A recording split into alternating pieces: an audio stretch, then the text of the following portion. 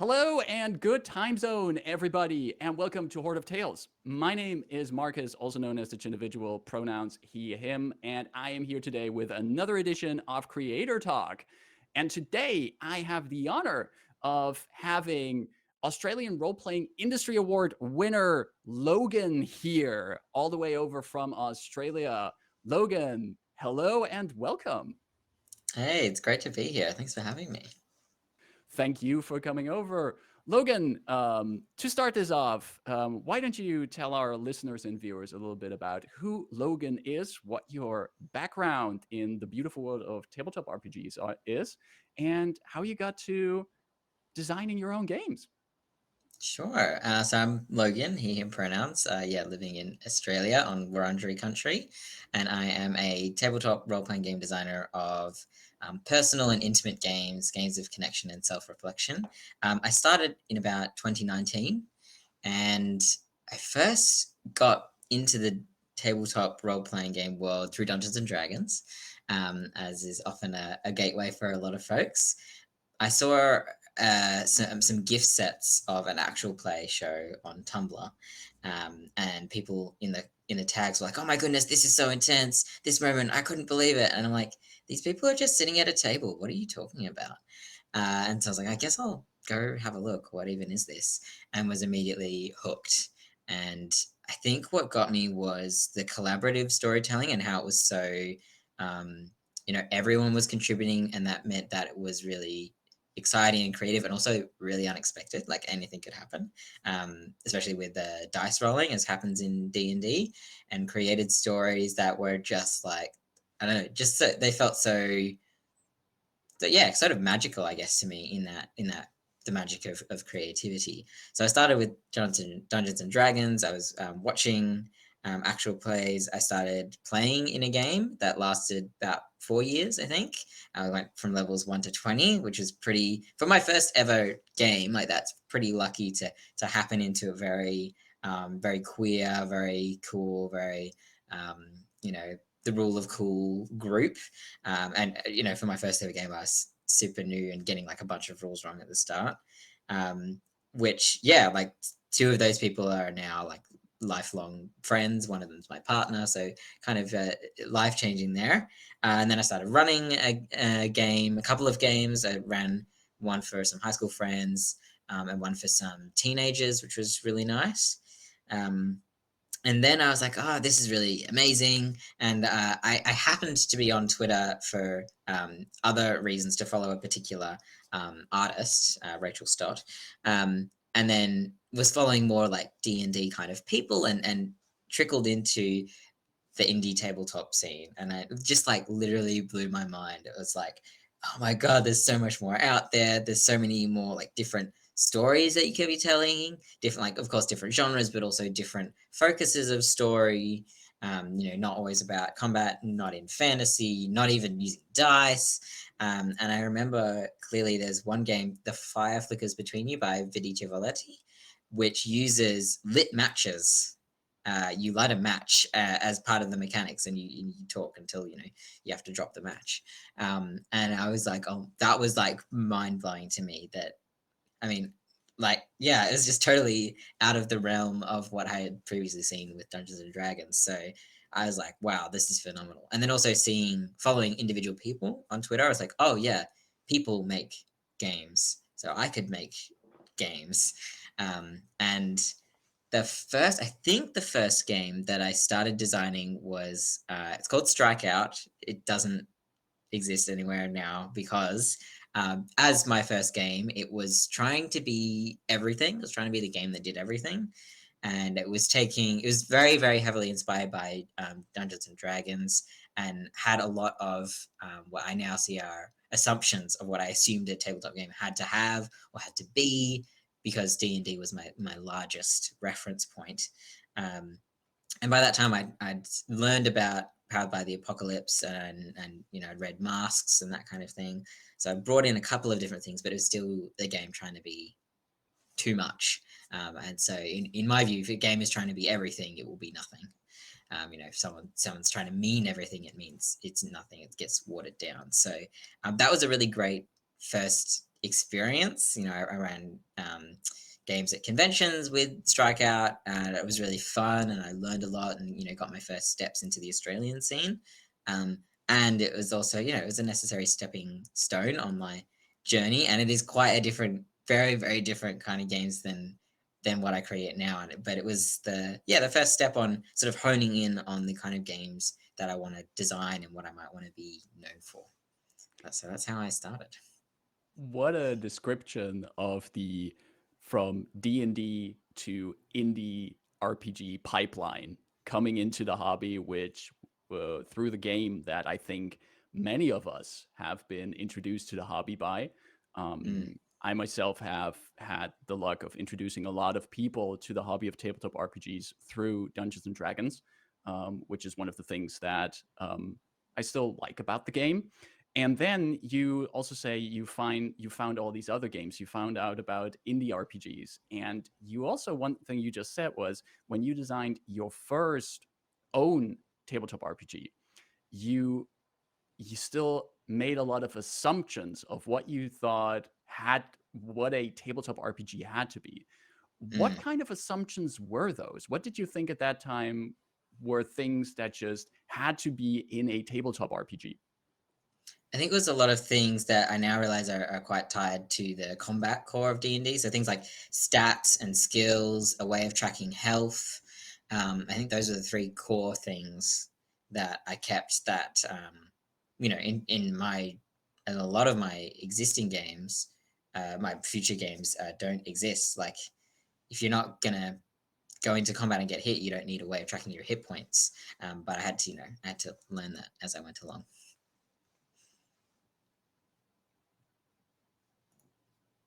I see. Yeah. So basically, that also hooks into don't try to make your game do everything. What you also mentioned that the first game you designed was still something that tried to be able to do everything.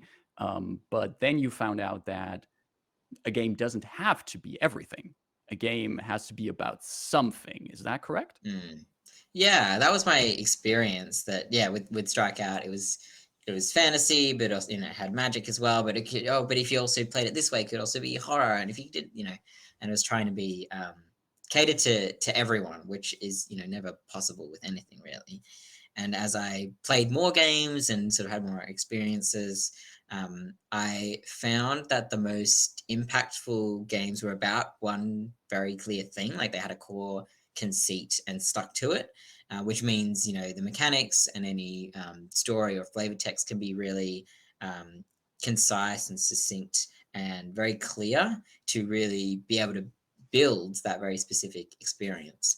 And I think another assumption that I had from Dungeons and Dragons is that all tabletop games have to tell a big epic story, and they have Mm. to be, able to be played for years. You have to enable replayability for years and years to come. Um, and eventually, I found things like one shot and one page or small brochure games that are more designed for one session, 1 to 3 sessions, and that you can tell a whole satisfying story in a short period of time. And I think that also led me to another point of design that I feel like is really key is having in games having a clear end point and a clear and satisfying end point.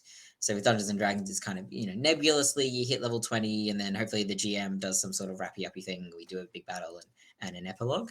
But as I got further along in my design journey, that a common thing even with D&D games is how going all the way up to level 20 is quite uncommon, and what often happens is it fizzles out, and calendars don't align anymore, and someone gets sick or someone goes away, and it just kind of stops happening, which can be really unsatisfying, and you're always left wondering, oh, what happened to these characters. So having games that have designed in a clear endpoint, either that you're reaching towards or that you can trigger when you're feeling like you want to have an end, I find that that's a thing that I didn't see in D&D that I had to see elsewhere to kind of wrap into my design as well.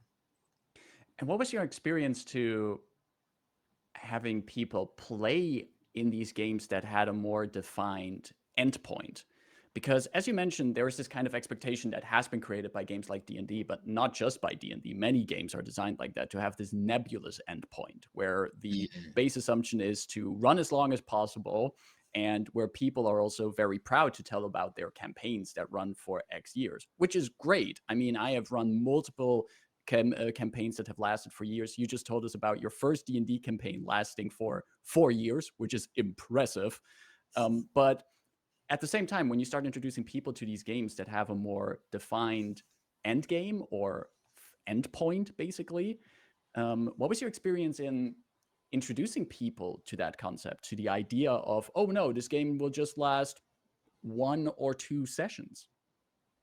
I think it creates like known boundaries. Like you can see the end of the road, and so it's like, okay, I know exactly how much time I have, and it can really help with like not keeping character secrets too close to the chest.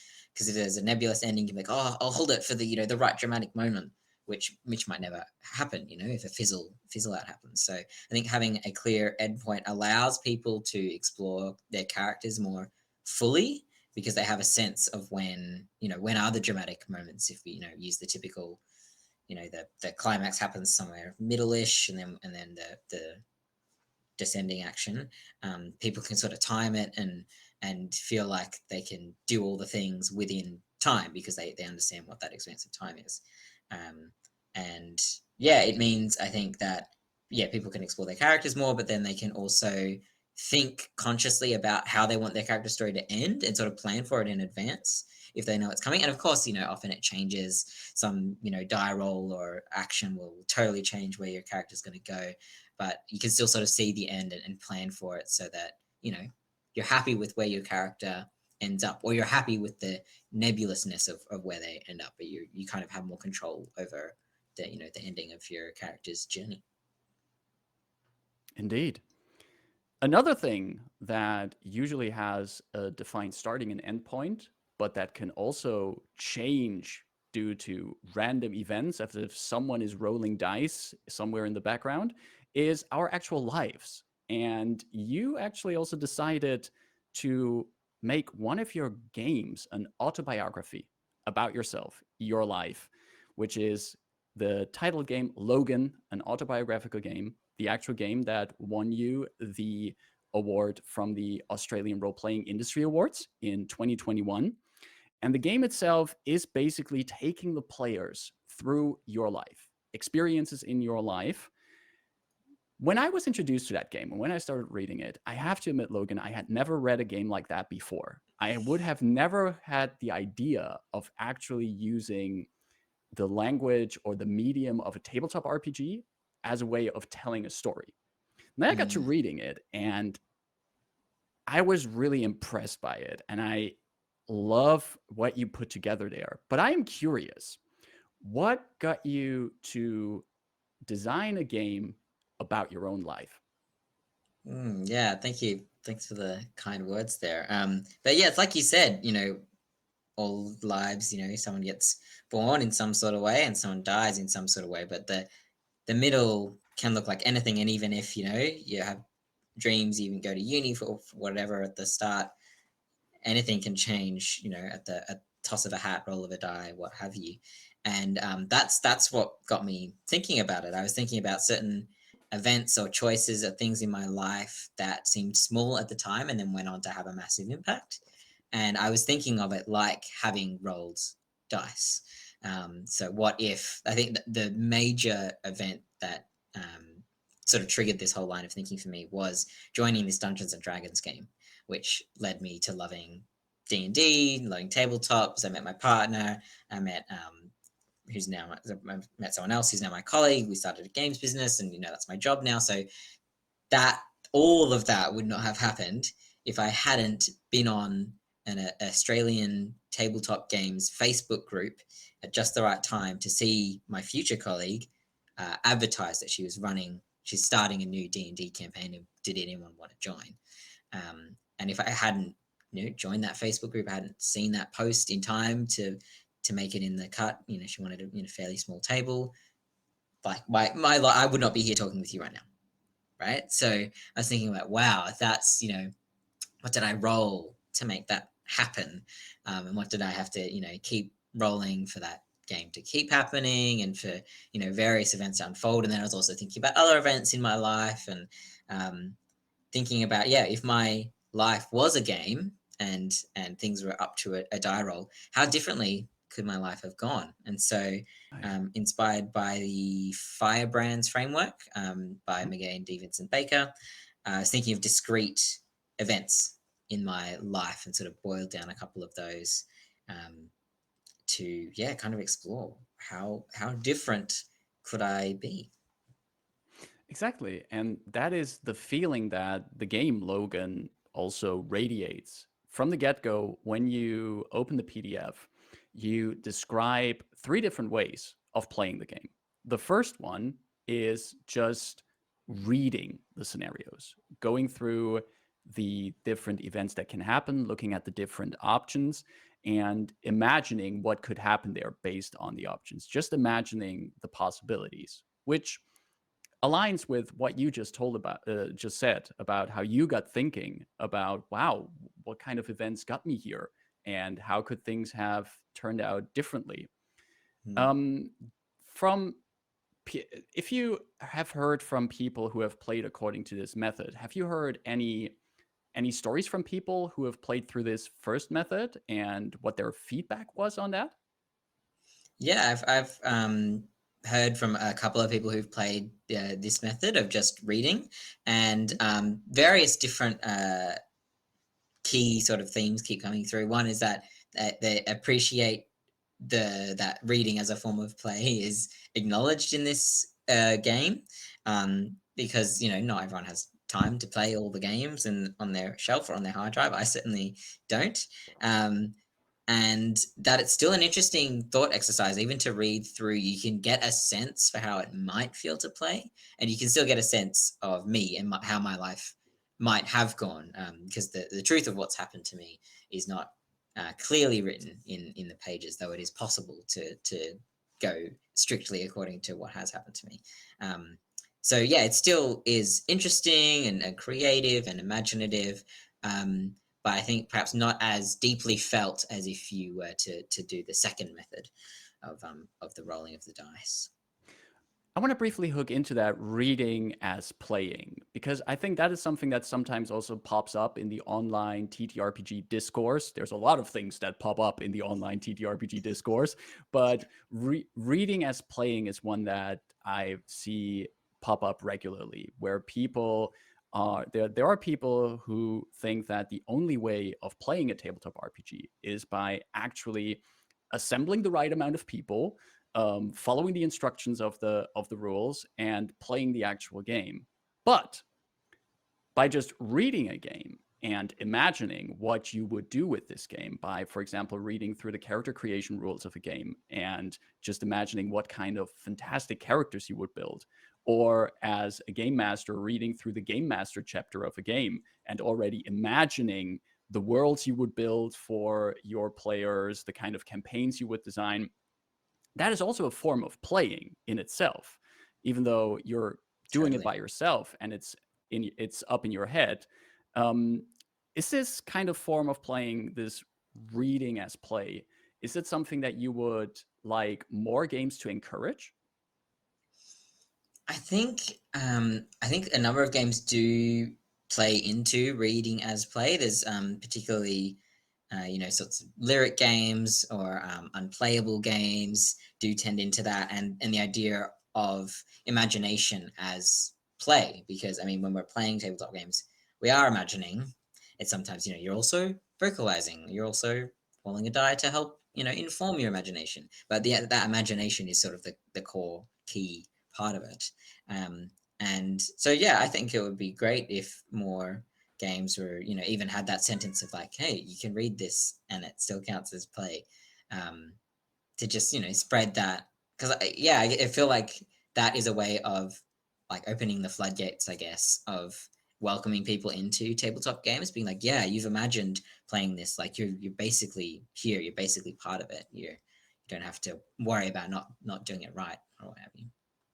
So it's in a way a method of lowering the barrier of entry to the hobby. If you tell people like, okay, you can get this book and you can read it, it's okay if you don't immediately have 3 to 5 other people to play this game with, but you can also read it and imagine what you would do if you were playing this game, and thus experience this game without the full group available. Yeah, yeah, exactly. And it can be a much more approachable first step than reading a game and like, oh, I have to get 4 of my friends to commit, and I've never played it, and they've never played it. Yeah, definitely, I reckon. Which is especially if you try to introduce people to new games, or if you want to try out new games with other people, can sometimes be a little bit of a challenge of getting enough people together to try this new game that you just found. And it will take some time to convince other people. And if you've already spent some time yourself to play this by reading the game, you also have a better grasp of the game yourself, and Mm. probably an easier time of introducing people to the game at a later point. Yeah, yeah, and you can also kind of already talk about what the experience might be, what they can expect, kind of what you've already experienced, what the world is like. You have a bit more familiarity with them. Exactly. Now, method one, that is indeed the reading as play method, but there's also a second method that you describe in Logan, and that is the method that most people would associate with the more quotation marks traditional tabletop RPG experience of rolling dice, making choices, and those choices informing whatever is happening next. Because then you're in the second method, you're basically following scenes in your playbook. Can you briefly describe like what the second method entails? What's the gameplay of method 2 of Logan? Sure. So the story arc of Logan is mapped out over different kinds of scenes. So there's growth scenes, turmoil scenes, and peace scenes. Nearly forgot there. And then there's also self care scenes. Um, but following the real sort of emotional arc of my life as I've felt it, you start from peace when you're born, and you have some growth and peace as you're growing up. There's a bit of turmoil, and then we eventually sort of end with growth or peace, player's choice. So the emotional arc, is roughly the same if you play method 2. Of course, how well you roll will change the impact of the how hard the turmoil is, or how peaceful the piece is. But that's the emotional arc. So what you'll do if you're in a peace scene section, there's a list of possible peace scenes. You have to choose anyone that you want. Has a little bit of description of what that scene is about. You make a choice, you roll some dice, and you kind of narrate or write down in your playbook how that scene resolves. And then you go on to the next one. And dotted throughout, especially after the turmoil scenes, are self-care scenes, which are an invitation for you to imagine your Logan doing self-care, but also for you to do some self-care for yourself. So there's a little list of potential options as well. And so you play through, and then dotted out there in between, and towards the end, there are 4 pieces of prose. So they're not to be interacted with dice. They're 4 key milestones in my life, milestone moments. And these are 4 moments that feel really key to me as a person, and that I didn't want to leave up to chance, in like the rest of the scenes are. So there's, let's see if I can remember these. There's becoming an older brother, um, realizing that I'm trans, going to Japan, and I had a really sort of profound, um, connection to my very trans body while I was there, and also growing an awesome beard, which one of these is more superficial than the others, but these are just 4 moments that felt really important and also really joyful. And I definitely wanted joy and hope to be a key theme, regardless of how hard you're hit by the other scenes. So no matter how someone plays Logan, how no matter any choices they make, they will hit upon these milestone moments. What you describe are these essential moments in your own life that were formative and important for you. which means, man, no matter what you pick, the game is truly also a way of getting to know you better as a person, to really understand like this is what makes the author, the person, Logan, tick. Hmm. Yeah, yeah. There's a lot of yeah. Those four milestone moments have, pretty much me directly speaking to the reader, whereas the various moves, depending on what you choose to explore or not, your Logan might not get not have any tattoos, whereas I have eight, and they might not like forests, so parents might not get divorced. So there's other pretty yeah, big or small things that can happen. Your Logan might not even like tabletop games. Who knows? Anything's possible. Well, not anything, um, but yeah, but the four milestone moments felt really key, because I guess this game was my number one audience for this game was me, really, to see, is this, what is this like? How can I write about myself? And there was an element of it being like cathartic to sort of write down even, horrible things that have happened and reflect how horrible they were, how they could have gone better, and how they could have gone worse. And just sort of, reflect on the arc of my life. And to, the game is quite hopeful, and that also reflects how I feel about my life, and just to sort of reinforce that message for myself. Yeah, it was really quite a interesting but positive experience. And then I was like, yeah, I guess I'll have other people play it, see if, like, what do people even think of an autobiographical game? Like, is this interesting to anyone except me? And it is, and it was. So that was really, it was really interesting. I did a lot of play testing. Super super interesting to sit in on those play tests and hear how it That's impacted me. interesting. Glad that you mentioned the playtesting of this, because I've talked with other people about them playtesting more traditional tabletop RPGs, and I have a bit of a clear grasp of how that would go. But how do you playtest an autobiography? So basically, I set people up, and we sat in a video call, and I set up a digital space for them to be able to work on their character sheet. And they basically played through the game and sort of narrated out loud why they were choosing things, and what was happening as they were writing things down, how they were feeling.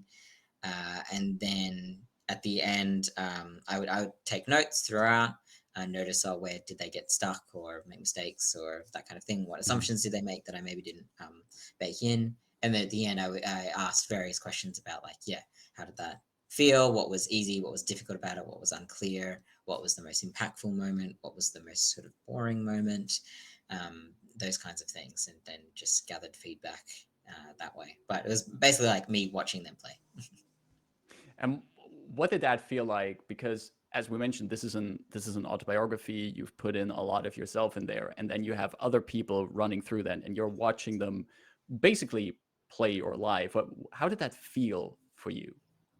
It was strange, in multiple ways. Like, it was strange that they were saying things like, "Oh, Logan goes and does this," and I was like, "I didn't do that," like that kind of thing. And really interesting, because while a number of these people were my friends, and a lot of fellow designers from the global sort of indie scene, um, my partner has played, but apart from her, no one else is like a close friend and knows me very well, and would know, like, the truth of what happened in all of these scenes.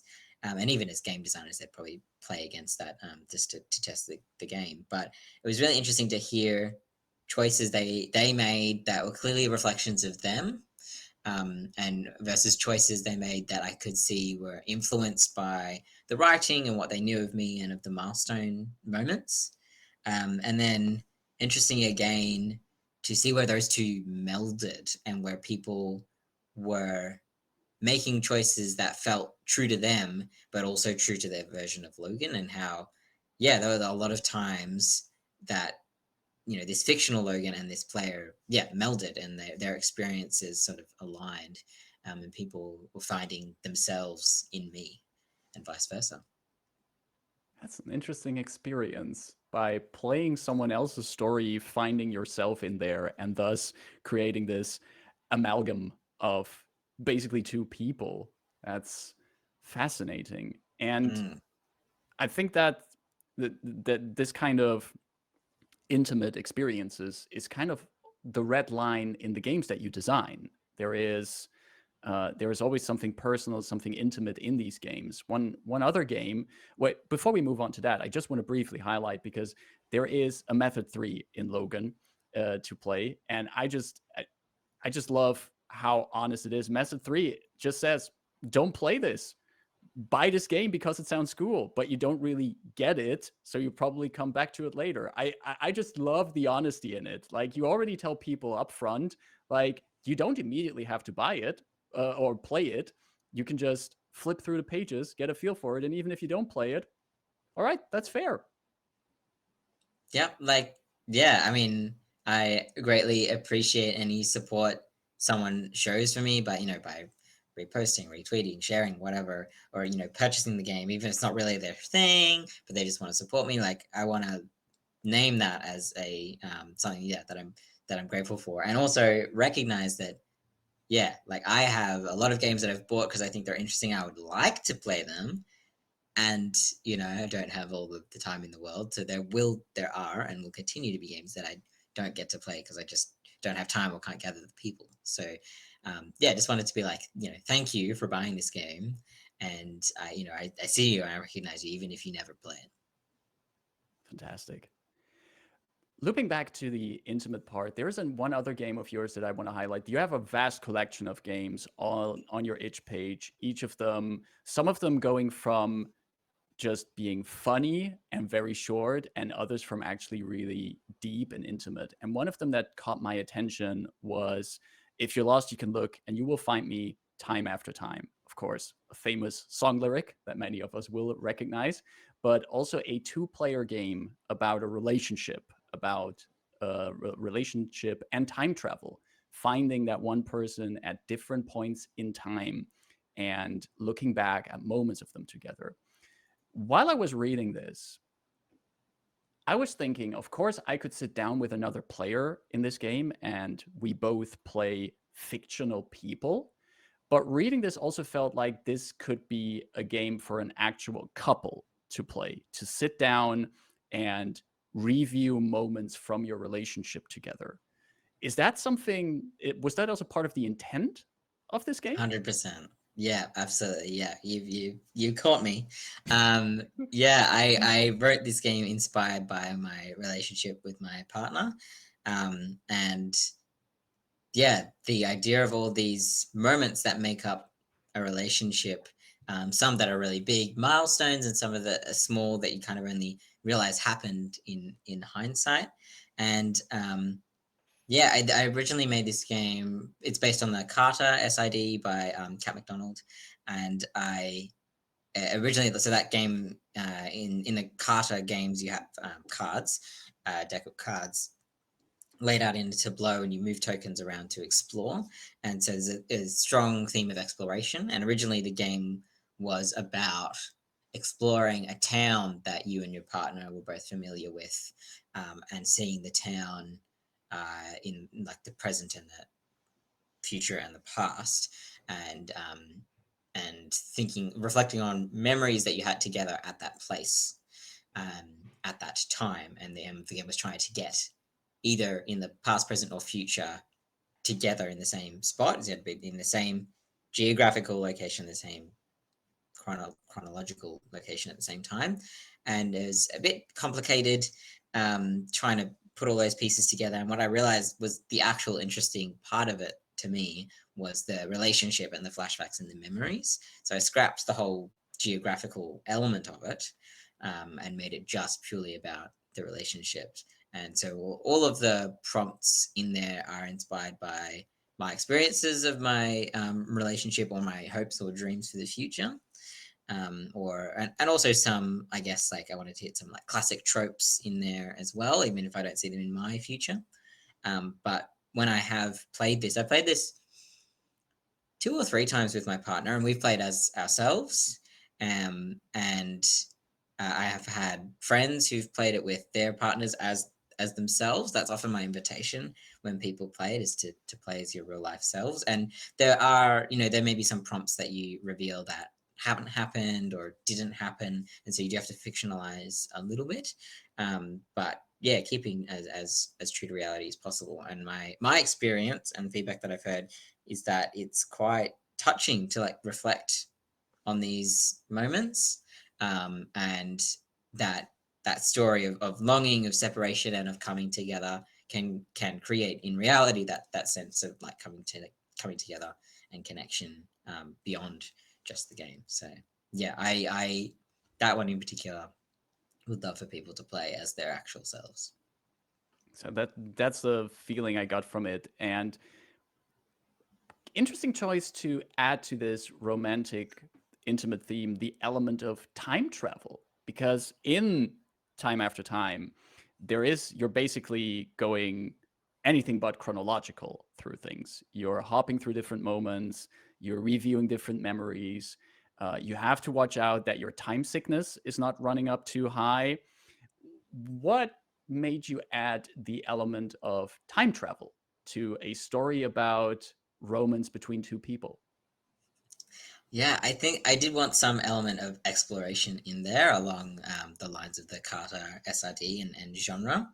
And I thought it would be interesting to do this time hopping thing, um, yeah, as an alternate storytelling style, to go a bit non-linear, and also to be able to peer into the future and kind of express your hopes and dreams, in a way cushioned in story, and sort of, yeah, think about the future. Yeah, what might it be like if we got a pet together, or we moved over here together, or we had to, you know part for a very long time, or if one of us died, or so I wanted to be able to look into the future as well as to the past, and time travel seemed the easiest way to do that. And then with the time sickness, again, that's sort of it's direct inspiration from, the Carter SRD, which recommends having either a resource that you gain and or lose, and that sort of can trigger the end game. um, so the game and Time After Time ends when both players end up on the same card, meaning that they have, their time streams have aligned. But if your time sickness is too high, if you hit the threshold, you actually sort of lose all memory of your play partner, or character, as the case may be. And so it creates this interesting thing of like starting over, or meeting but not knowing who the other person is, which has made people cry, uh, and but also can really increase that sense of, from a player away from the game level, like profound gratitude, and like, I'm really glad I do know you. I'm really grateful for you in my life for XYZ reasons. So, even though it can be heartbreaking in the story, it can, really, your heart's still feeling those things, and can trigger again that sort of connection outside of the game.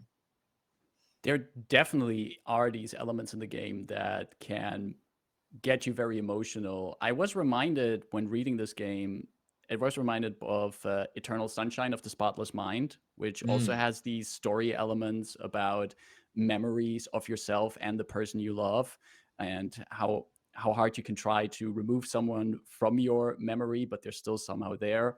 There's a bit of similar emotional weight to that in this game as well. And mm, I can fully imagine that, especially if you play this with your actual partner or any other person you love and you have fond memories with, that this can be an emotional experience.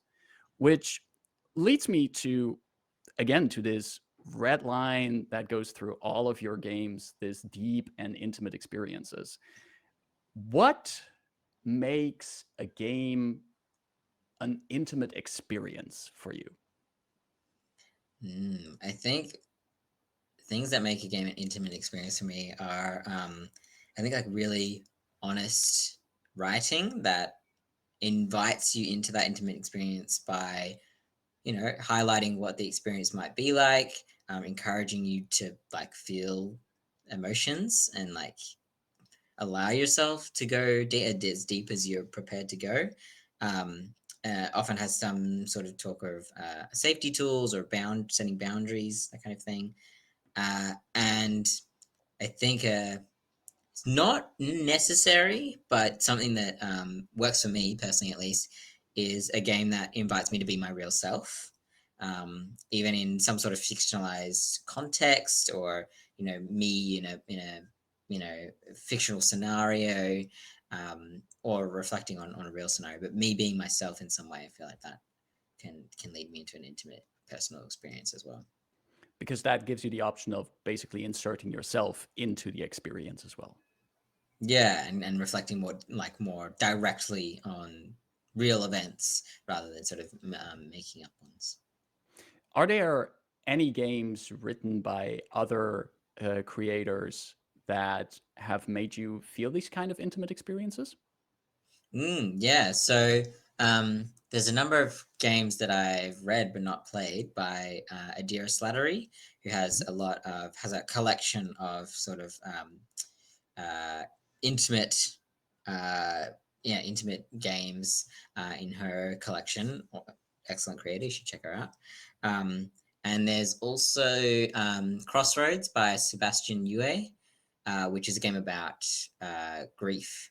And the invitation is to play, your D&D character who's, lost a friend in battle or something. But yeah, I've played as myself, and it's a way to explore grief.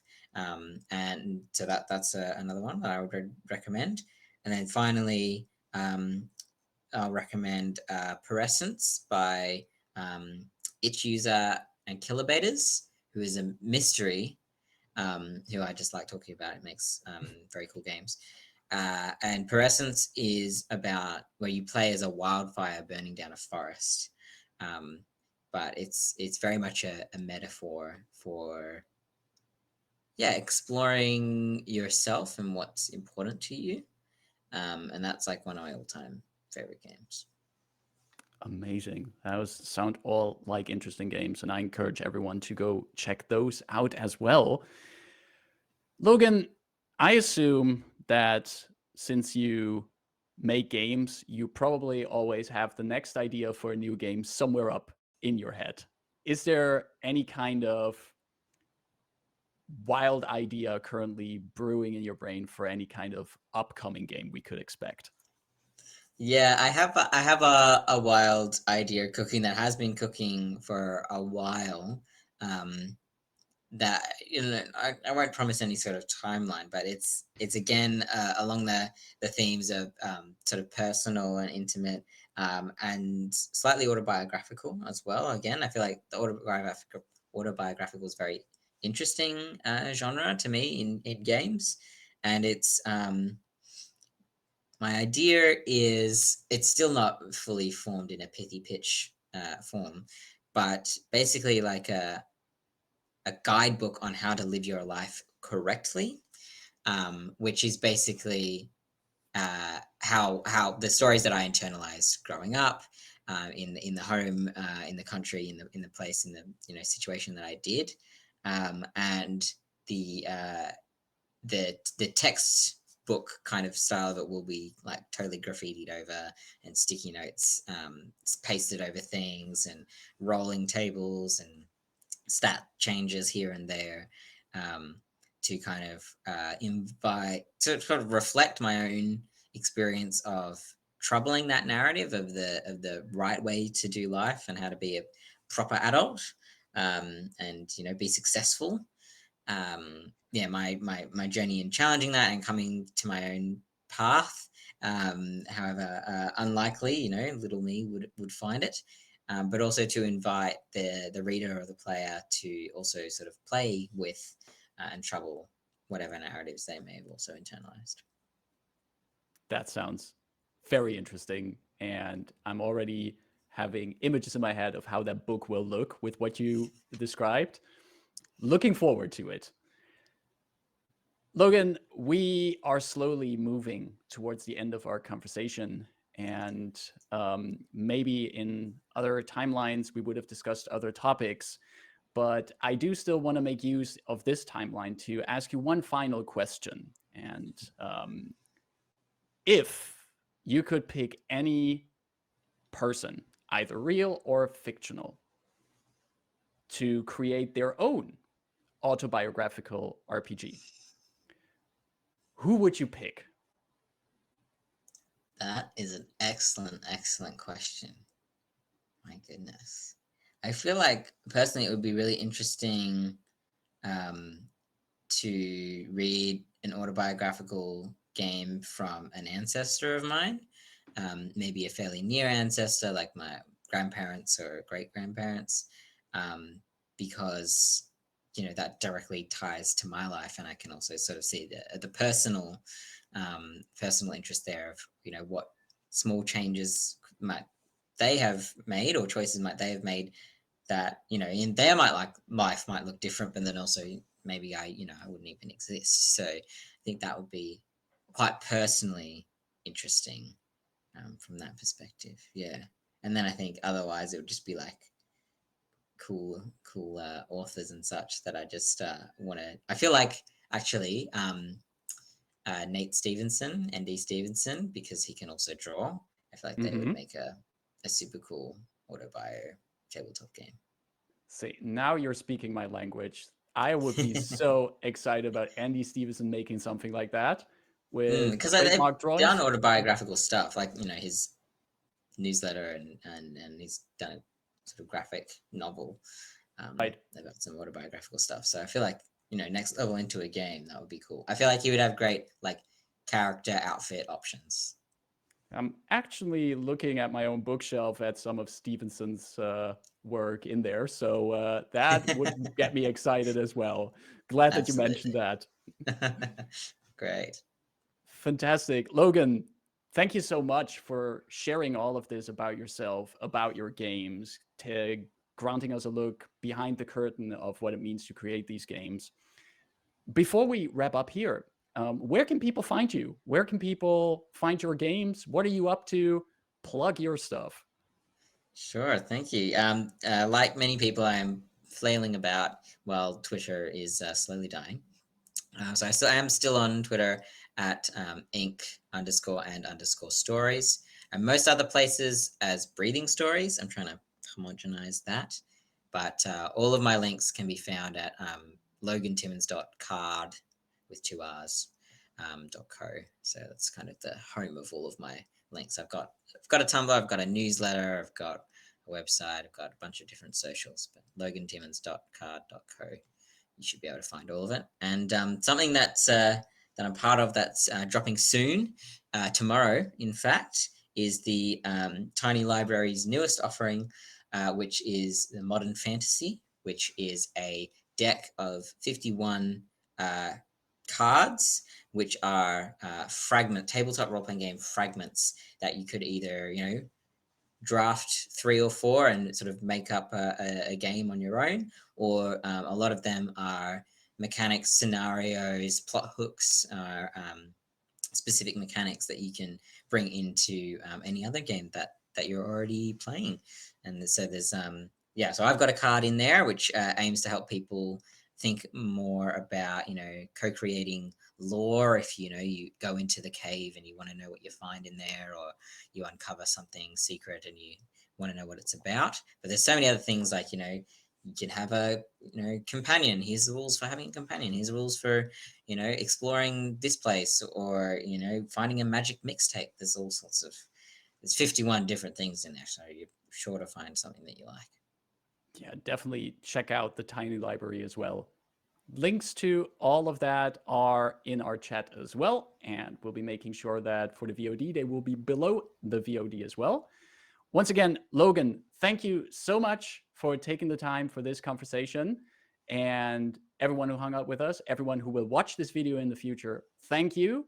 You can keep up with everything that's going on Hoard of Tales on our socials, with all the links below for that, where you can also find about any other streams that are coming up, and especially also any other future creator talks we will be having on this channel.